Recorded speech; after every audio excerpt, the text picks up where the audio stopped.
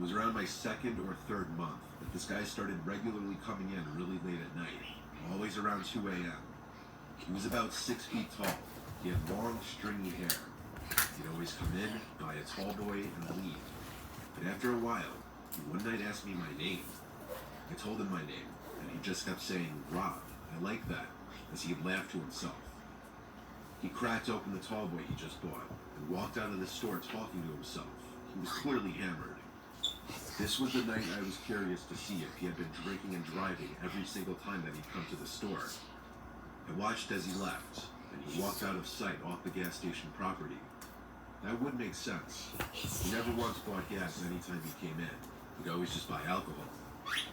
I'd seen him just about every night after that for a while. He'd come in, some nights noticeably drunker than others. Sometimes he'd just lean on one of the shelves for a while and not say anything. He'd always greet me with a "Hey Rob" anytime he'd come in. One night he was just leaning on a shelf, drinking the tall boy he just bought, not saying anything, just staring at a wall. I asked him for his name finally.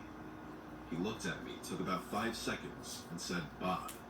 Now, I always felt like Bob is a go-to fake name when you're lying about your name.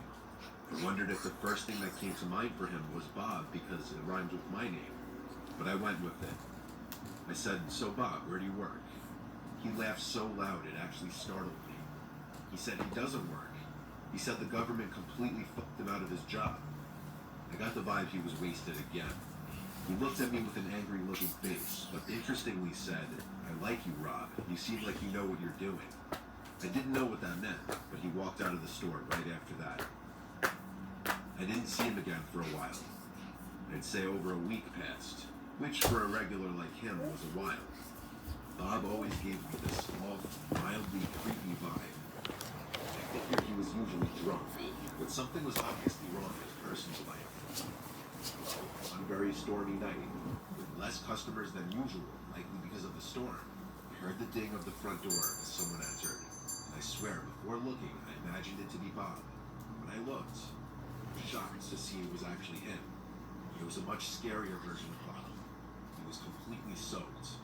He wasn't wearing a rain jacket or using an umbrella. He was just in a dark shirt and jeans. His long hair was drenched. He was just standing by the door, looking straight ahead at the wall. He looked like he was angry, and yet his mind was elsewhere, like his thoughts were running. The way he was standing there, blankly, staring at nothing, completely soaked, it was freaking me out. I said, "Bob, are you okay?" He didn't turn his head or move. He stood still and said, "I did something really bad." I asked, "What did you do?" He then looked at me, said, "I need somewhere to hide," then walked past me at the register towards the little restroom hallway. He disappeared behind the wall. I heard one of the doors open and close. I was genuinely getting uncomfortable with Bob now.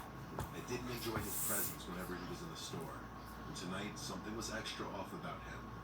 He seemed like a zombie, and that "I did something really bad" comment was incredibly creepy.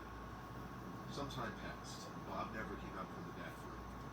I assumed he was wasted again, probably passed out or puking. Either way, I didn't want to intervene.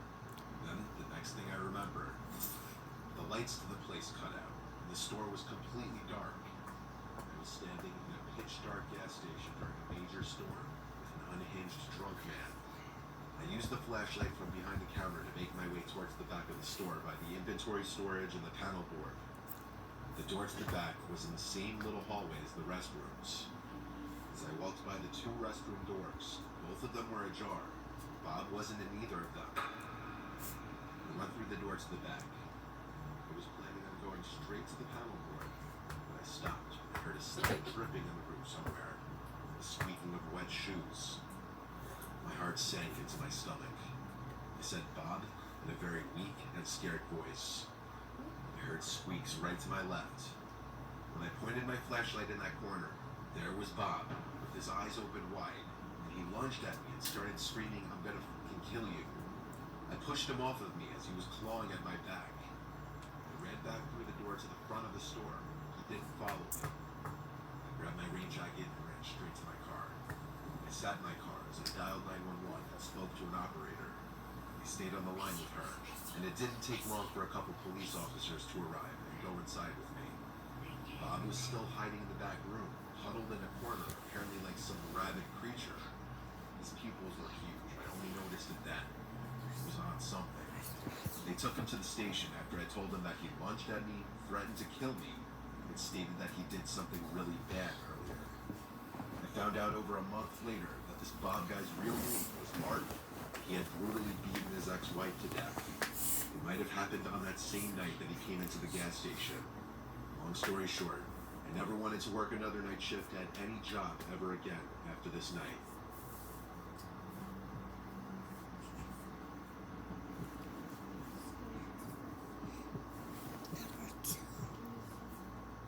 I've done a lot of night driving in my life. Not for work or anything. My old friend group and I would always just stay out till crazy hours when we were in our late teens and early 20s. I guess you could say we were the losers. We thought staying out till 5 a.m. every weekend, hanging at parks or in parking lots was cool. Looking back, it was a stupid waste of time. But basically, for that reason, I've done my fair share of driving at off hours in the night. And usually that's when the drunkos and crazy people are on the roads. It was a weekend night. It had to be approaching 4 in the morning. I wanted to go home. I drove one of my friends home from the park we were hanging out at. But before driving myself home, I had to stop for gas. I used to like getting gas at night because there would be no other cars in the way. I pulled into one of my usual gas stations not far from my parents' house. As I was walking to the building to pay, there was a short guy wearing a hood walking past me. He stopped in his tracks and stared me down as I walked past. I said, "What?" as I kept walking. He said nothing, so I kept walking. Typical crackhead. I went inside the building to pay the attendant for my gas. I also bought a lottery ticket while I was there. I came back outside and started to fill up. I looked around, and as expected, it was a ghost town at this hour. Once done, I got back in the car and started driving home. Halfway home, I heard something behind me, in the car. I looked in the rearview mirror, and there was someone in the rear seat looking back at me. I let out a scream so loud I probably almost collapsed my lungs. I slammed on the brakes and screamed, "Get out." It was the dude for the gas station.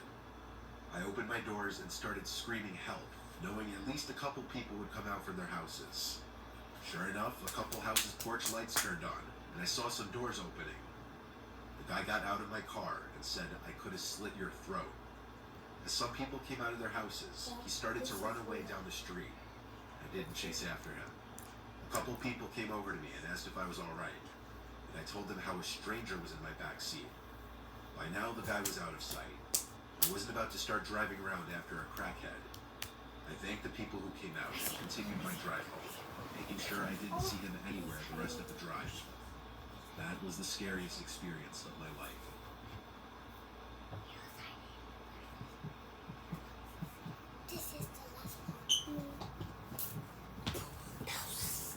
This event happened in the mid-60s in the Atlanta area. At that time, I was about 8 or 9 years old.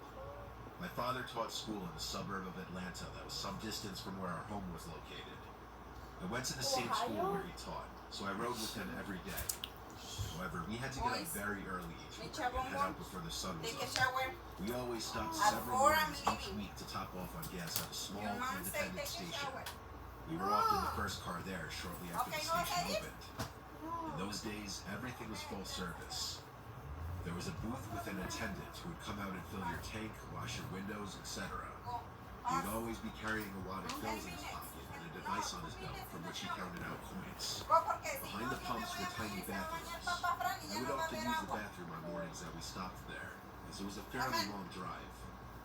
One morning, we again arrived before dawn to find the station completely deserted. It was totally quiet other than the traffic sounds going by. There was no sign of an attendant or anywhere else around the station.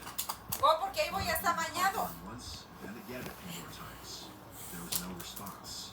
We discussed what might be the problem. My father first suggested that perhaps the attendant might be in the bathroom. But when he still did not appear, my father said that maybe the attendant had experienced car trouble and had not been able to make it to work on time. We continued to wait for several minutes. No other cars pulled in. Hey, Bubba, it's okay. He's still gonna shower. He's just gonna shower first. To be told me that we could not wait any longer, and I could use the bathroom at the next station we came to. So we left, still wondering what happened. A day or two Se va a later, bañar. my father was reading Bombón. a local newspaper. I heard a loud exclamation from him. He excitedly told my mother Ponle about por a todos. small article rock, which paper, stated that the scissors, body A of ver, a pues. then station I attendant won. Otra vez. covered with multiple stabs Otra stuck vez, into the otra men's vez. room of Otra the vez. station. Vamos. The station we always went to. The article said the motive appeared to No, be robbery. Mom, as all I cash won and in the clothes were first missing. round. Ok, ¿cómo? Early in the morning, No. ¿Perdiste? the article gave no hint. I won on the first round. But either way, that didn't stop the Wanna killer. cry? I've often wondered how I would have been affected at that young age if I had insisted on going to Órale. that station, Micha. open the door to discover the bodies of a murdered attendant. Ok, así se me los voy a llevar. Así, de mugrosos. A ver si no les da vergüenza, cabrones. Can you imagine your friend ¿Ves gets el agua? that target and you get handpicked? ¿Qué es así, güey? Four. This looks four. Pues ya son las 2, a mí se tiene que Ándale. Vamos a ir a las 4. This took place in Ándale. 1925. I was driving He from used to north take to a south nap. Texas. Due to my work ¿Te schedule, prende el agua? I could only ¿Sí? do this late at night. ¿Sí? I was on Route 280 Mama. At these late hours, it was an easy, straight drive. I just had to keep Micha. myself awake. No te estés peleando I was por... already kind of shocked. Daddy, hit me. Right after it was Ok, brutal. dime, I had to dime, keep making stops for dime coffee. que esa mujer te pegó, no estés Just to keep peleando. myself going. I think it was my third time starting to feel a little sleepy. And on top of that, I needed to fill up my tank as well. I pulled into the first gas station I could find on the desolate side roads. I can't remember what kind of gas station it was, maybe Sunoco or Shell. There was one other car in the parking lot. I parked next to one of the pumps and went inside. There were two people in the shop, the cashier, and I noticed another guy pacing down the aisles. I went to the coffee maker and poured myself a cup. The guy who was pacing around came up to me and said, "Careful, it's hot." And then he left. It was a piss-poor, creepy, unnecessary attempt at starting a conversation that I didn't bite at. I was not in the mood. I didn't reply, and I took the coffee to the cashier where I paid for it as well as for the gas. The guy came up behind me while I was paying and said, "I really like that top." I said thank you just loud enough for him to hear. Followed up with, "Where are you heading off to so late at night?" I was so annoyed by this point, I firmly asked him to leave me alone. The cashier was some 40-something-year-old Hispanic man. I wasn't sure how much English he understood, or if he was even reading the situation that was happening in front of him. He was also a smaller, shorter man, and it was doubtful he was going to step in at all. The man behind me said, "Calm down," after I asked him to leave me alone. I left the shop without saying another word and went to my car. I heard the door open again a few seconds after I left the shop. I was next to my car now, preparing to fill up the tank. As gas started pumping into my car, I heard his footsteps on the concrete over on the other side of the pumps. And they stopped. When the footsteps stopped, I glanced over, and I noticed him, creepily standing on the other side of the pump I was using. He was quite literally just standing there watching me. I wasn't filling up gas. There wasn't even a car there. I started considering grabbing my pepper spray from my center console. The guy said, "Are you alone?" When he asked that, the gravity of the situation had Misael, métete a bañar. I replied, "No, my boyfriend is." Prendele el agua. I opened the door and quickly grabbed the pepper spray from the center console. I grabbed it and Mami, held it to my ahorita tu mami side, va a traer de pretending to comer still para be que coman focused on con Yeah, pumping and then gas. and then Man was inching his way shower. around the gas Someone's gonna be He's showering coming while around to you're my gonna side. be eating. He said, Because "I you're don't gonna see shower anyone in the first. car." I pulled out the pepper spray and So, aimed it up at the man. who wants to He go laughed and first? backed away. He said he was just trying to So make you wanna go conversation. first? He was walking backwards with his focus locked onto me still. I was just about done pumping gas. Then I felt and heard a clank. The gas stopped pumping. My tank was full. I had like $6 worth of change. I had to go back inside to get it. That was from there. Man was in between the shop and I. That was from there. I had to make a choice. Ten I por made el the agua. decision to get my change. I had my arm up in the air still, pointing the pepper I spray just can saw at him. something. He continued to back away, chuckling. It was safe. I turned my back to him and entered the shop. I asked the cashier for change. I told the cashier that that man was making me really uncomfortable, but it seemed like he didn't really understand what I was saying. Once I got my change, I looked out the glass door into the parking lot before leaving. I didn't see that man out there. Avery ya está ready. What if you were Ok, aquí se van a quedar solos porque Avery ya está listo. Yo me lo voy a llevar a un party. It didn't